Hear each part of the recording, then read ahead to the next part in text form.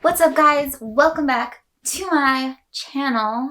Today, I am giving you my full confidence masterclass. Because I figure that's something that we could all use more of. You know, like we could all just be more confident. Blah, blah, blah, blah, blah, blah, blah, blah.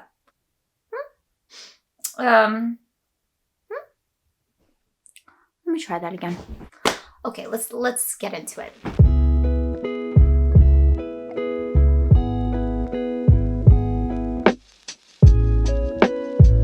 gonna start off. I'm gonna take you on a little journey. I'm gonna take you back to 2009 or 2012. I cannot remember right now, and I could check on Google, but I do not want to.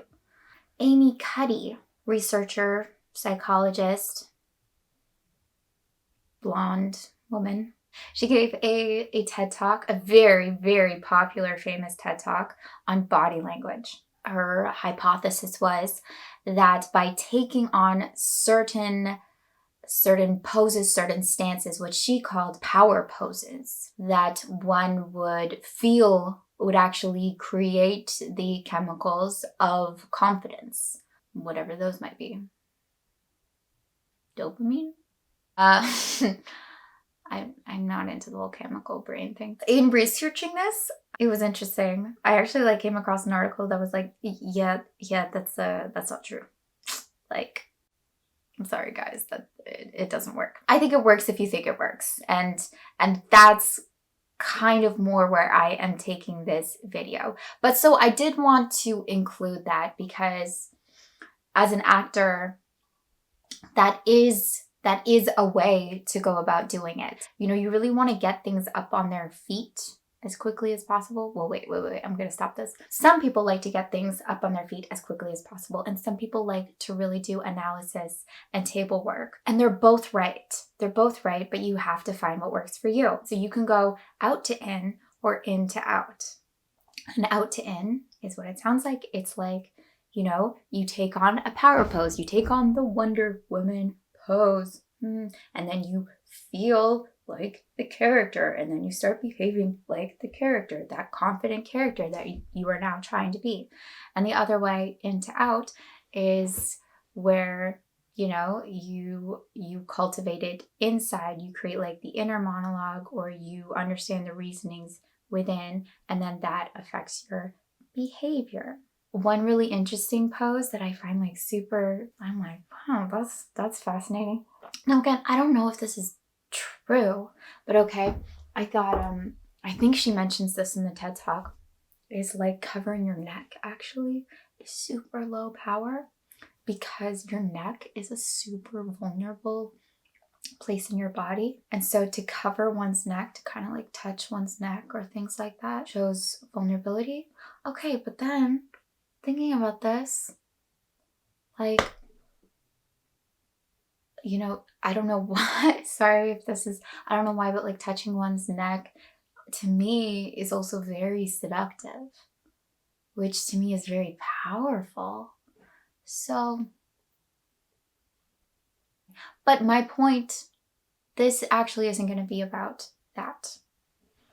So thank you for this little prelim, but now I'm actually going to take you into what I want to talk to you about, which is that confidence is something you do, and it's also not at all. It is not to be done. You don't do confidence. So what do? Most people, when it comes down to confidence, they want to be confident in social situations. I think that's for the most part what it is. Most people aren't like sitting on their couch, home alone, no one around, and they're like struck by a sudden lack of confidence. So it comes down to other people, and it comes down to thoughts about other people, really like assessments about other people. So you have decided in your head that people are a certain way, or people don't like you, or people are judgmental of you, or you have something coming up and people are going to be scrutinizing you, or you're not going to be measuring up in some way. So it's like it comes down to other people, and it comes down to self-concept. It's like other people and you in relation to those other people, and all these stories that you have about them. So let me give the example of, let's say that you are at a fancy dinner party. I've been to fancy dinner parties. They're great. They actually are. I really wish I could go to a fancy dinner party. I just want to dress up. I just want to wear a big pom dress. We're at the fancy dinner party, or we have to go, and we're like getting ready, anticipating it. And we don't want to. We're scared. We're scared because we're making all these assumptions about how it's going to go down. Like, oh, okay, there's going to be like a lot of fancy people there with really like high profile jobs, maybe like some celebrities, maybe some musicians, maybe some dancers and acrobats and and who knows, and they're gonna be so beautiful and living such interesting lives, and who are we don't have those interesting lives, and then they're gonna ask us questions about our lives, and we're gonna like try to pretend like our lives are as interesting and glamorous as their lives, but they're gonna see through it and they're gonna feel sad for us because we don't live exciting, interesting lives. So that's just like something that you have going on, and because it's something that you have going on. Like, it's just going on for you. It's you. You made it up. You can delete that program. Let's toss that in the bin. Okay? And let's pretend that thing going on is just a song. It's just a song that you've been playing for a really long time. It's like that background noise that is actually present always. Always. That we've just gotten so used to that we don't even hear anymore. By the way, like, total side note, did you know that your body actually makes noise? I mean, obviously it makes noise, but like, your internal body makes noise, and we just drum that out? Because that would be really disconcerting if we heard our blood flowing all the time, or if we heard our... I don't even know what. So we're changing the song. We don't like this song. Let's put on another song. Let's be conscious and deliberately choose another song. One that is uplifting, that is encouraging, that is exciting, that is inspiring, that makes us want to go to this fancy dinner party. Because it's all the same. Like, if all that is going on is you are creating an idea of what you think it's going to be, then why not create an idea that best serves you, as opposed to one that breaks your knees? And it really is that simple. The thing is, you have to do it, and you have to commit to it. So at first, it's probably going to feel like you're lying to yourself. That's I think what most people experience. They're like, okay, I'm telling myself that I'm really fancy too, but I'm not. But I'm really fancy too, but I'm not. I'm really fancy. I'm not. Yeah, that's fine. That's fine. You're doing it right. See, it's like the song is there. It's just really faint. And you're like, what's up with this song? Like, why are we playing music now? Because you got so used to the background noise that you didn't even hear anymore. So when you actually introduce something that you're consciously aware of, it's really weird. You're like, oh, well, we're forcing this. This isn't who I actually am. Who you actually are is like what you have programmed yourself to be. Okay? Who you actually are is actually past tense. Like, the natural thing that you are is past tense. So for you to have something new, you need to have something that is conscious and deliberate and in your face. And it's going to feel like you're lying because it's not just part of everything yet. So that's number one. Just focus on how you want to feel.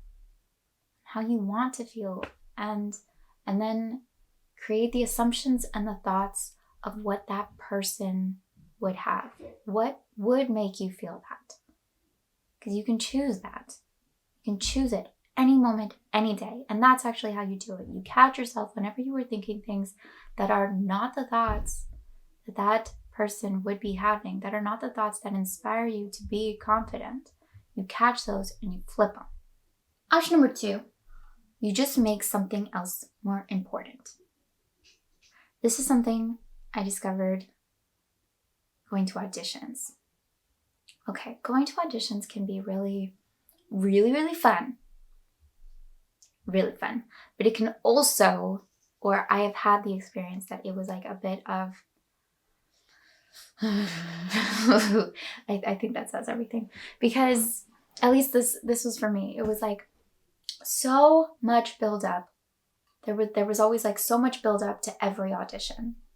And this is something that actually is talked a little bit about in a book called Reality Transurfing that I want to recommend to you all. It is 750 pages. Don't let that deter you because it's worth it. It's fascinating. It's fascinating. And maybe I'll go into that at some point on this channel. But anyway, he talks about a lot of things in that book because it's 750 pages. But he talks about pendulums, which, yeah, I think I'd like to do a video on that. But the thing that I'm referring to is actually something that he calls excessive potential. That's whenever you build something up in that way, or another term that a lot of like law of attraction people use is pedestals, right? Whenever you put something on a pedestal, you are creating a pedestal. You're like literally creating a difference between the two of you. So you're creating difference, right? Like distance. And this kind of works the same way. Whenever you're creating excessive potential, so making something really important or really difficult or anything like that, the universe craves balance at all times. And so whenever you do that, it will actually knock you out of place. It'll like give you exactly what you don't want in order to regain that balance. So it's almost like you have like a glass of water or something on a countertop and your cat is just like, oh yeah, let's smash this. So going to auditions, I would have that experience sometimes, and then I just struggled so much in being like, okay, but I have to get ready. I have to be prepared. And I would hear other people being like, yeah, so the way that I feel confidence is I study like mad, or I just know I've done absolutely everything in my power to have this go well, and now I can walk in and just let it all go, And I would hear that and I would do it, but like it didn't work for me. I don't know. I guess I had a belief that it was never good enough or something like that. So anyway, there was one audition I had where I woke up late and I had an audition at 10 a.m. in the morning in Westwood, and I was in I was in Highland Park, and so that's like, yeah, that's not gonna happen. But I got ready and I just like threw myself in the car, and then you're in traffic, so you're like, okay, I'm just gonna get there whenever I get there, and you kind of like give yourself over, and you're like, I don't know what I'm doing, I'm gonna be late, but I'm just gonna get there. And so yeah, and then I got there, parked in like the Ralphs or something, ran into the theater where the audition was at, and they were like, can you go on now? And I said yes, and it was one of the best auditions of my life. And I think the reason for that was just like I didn't have time to worry about myself, to be self-conscious. And my emphasis at that point was so beyond, doing a good audition. It was like, just get there. I don't care what happens when I'm there. I just want to be there. I just need my physical self in this one location. And so this is like my second piece of advice to you, which is just make something else more important. Just make something else more important. And that will, in a way, like topple that excess potential. This was like also one of the first lessons I learned in acting school, actually, because I did go to acting school. Like I want to say it was almost like the first acting class or something. And the teacher had us count either the rivets, like the folds in the curtain, or the hooks. I can't remember which. the acting teacher had us count them in front of the audience. And what most people discovered was like where they might naturally be a little bit shy or a little bit self-conscious, when they just gave themselves over to that one task, they completely forgot about being self-conscious, because your brain can only focus on so many things at a given time. So if you struggle with anxiety or self-consciousness or anything like that, just make something else more important. Just occupy your brain with something of greater value to you, or make something of greater value. Like, make it up. It can be like as creative as you want. If you want to count things, if you want to like, I'm not going to encourage getting OCD, but just whenever you're in a situation that like previously you might have found a little bit triggering or a little bit scary, you know, just give yourself a task and it'll stabilize you, and it will divert that energy that you would previously put to being shy, to putting on shyness in a way. You won't have time to like put on the shyness because you'll be putting on this other task that you're doing. So that's a great way to go about it too. My tip number 3. So I took this course, this happiness course at the beginning of the summer that was offered from Stanford University, and it was a great course, but I didn't finish, because that's what happens when you get a free course. Maybe I'll finish, but anyway, I really, really liked it. However, what I took away from the course was that your happiness levels actually depend on your comparison to other people, on how you feel you compare to other people in your life, or, you know, even on television or social media. And it actually like hypothesized that, maybe the reason that we suffer more from depression or anxiety nowadays is because we suddenly have access into all these different lives where we wouldn't have had that in the past. So like even pre-television, like you wouldn't know that other people drive Lamborghinis because you like that's not in your face every day. But now like just scrolling on Instagram or something, you might see that all the time and then start comparing yourself like, what's wrong with me? I don't have a Lamborghini. Okay, so I thought that was a really interesting point, but also really depressing and very limiting in like human potential.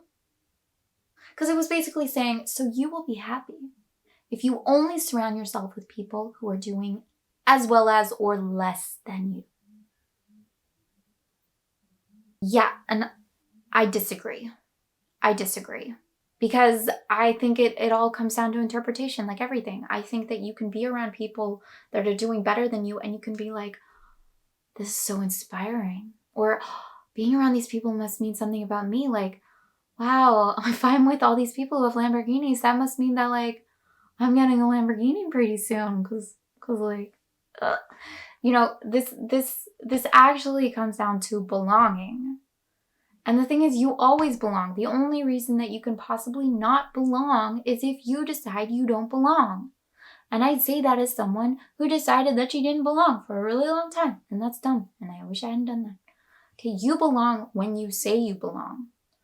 And other people will go along with that too. The truth is that comparison is a waste of time because everyone else is on their own timeline. Everyone else is doing their own thing, has other interests, has another past, has like completely different things going on. Completely. It's not even comparing apples to oranges. It's like comparing a dog to a pencil eraser, okay? So cut the comparison and realize that everything that is valuable in the world is valuable because of its scarcity. That is why we still use gold, maybe not for that much longer with Bitcoin, but we still use gold as a currency because there's only so much of it. And it's solid and it's shiny and most people like it. And what is it? There's like actually like a gold vault, isn't it? So like gold.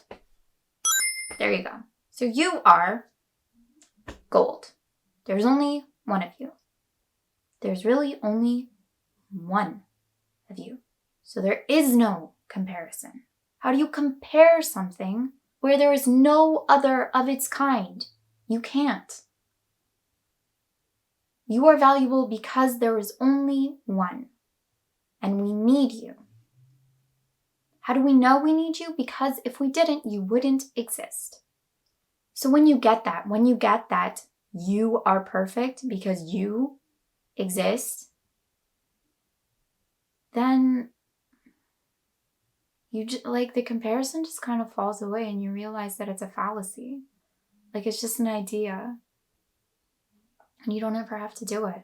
Like, just don't participate in that.